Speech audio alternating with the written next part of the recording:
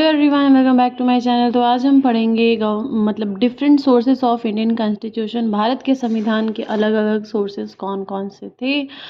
तो बेसिकली जो जो इम्पोर्टेंट चीज़ें थी वो 1935 से लिया गया था और ब्रिटेन से लिया गया था, क्योंकि ब्रिटिश का शासन था। तो मोस्टली जितनी चीज़ें थी वो वैसे की वैसे ही रह गई थी।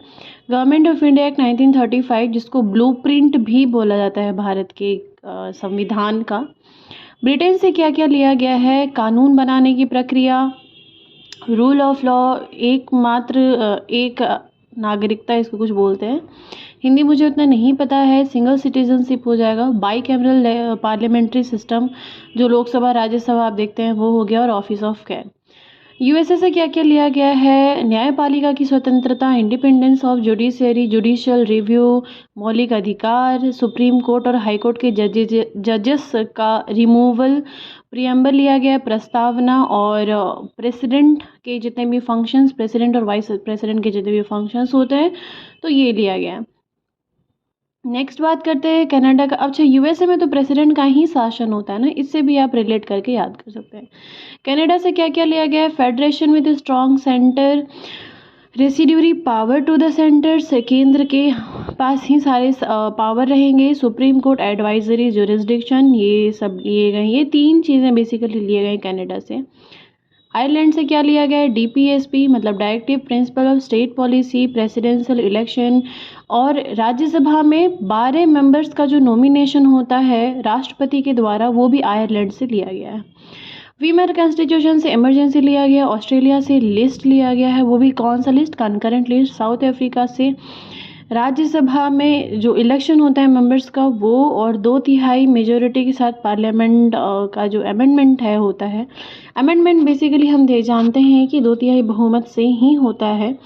तो ये भी आपका साउथ अफ्रीका से लिया गया। फ्रांस से क्या लिया गया है? Republican system, principle of liberty, equality of fraternity. USSR आपका रसिया था, रसिया का पुराना नाम है, यहाँ से लिया गया फंडामेंटल ड्यूटी और जस्टिस इन प्रियम्बल। मिलते हैं आपसे अगली इन्फॉर्मेटिव वीडियो में।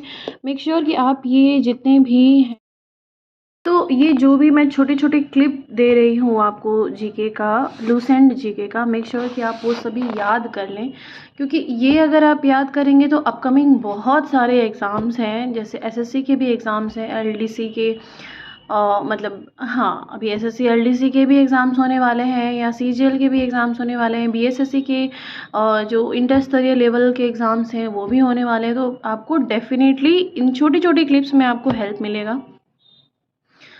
नेक्स्ट मैं पॉलिटी का देखूंगी, अगर कुछ इंपॉर्टेंट मुझे लगा तो वो भी वीडियो में डेफिनेटली डालूंगी। देखिए, आप कोई भी एग्ज़ाम देते हैं ना, तो उसमें मुझसे आप में से किसी ने एक क्वेश्चन भी पूछा था कि कहाँ से शुरू करें।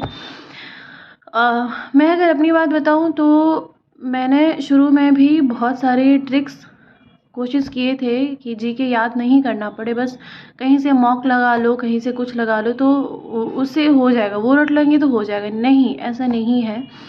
आपको बेसिक्स करना ही पड़ेगा। जैसे ही अगर आप हिस्ट्री पढ़ रहे हैं तो हिस्ट्री के लिए आपको एंशिएंट कवर करना ही पड़ेगा, मिडाइवल कवर करना ही पड़ेगा, मॉडर्न कवर करना ही पड़ेगा, तभी आप वो मॉक भी लगा पाएंगे।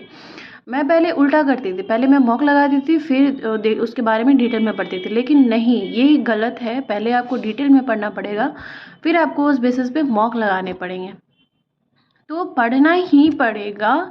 आप कुछ भी कर लो, कितने भी शॉर्टकट्स अप्लाई कर लो, जीके आपको पढ़ना ही पड़ेगा, तभी आपको याद भी होगा।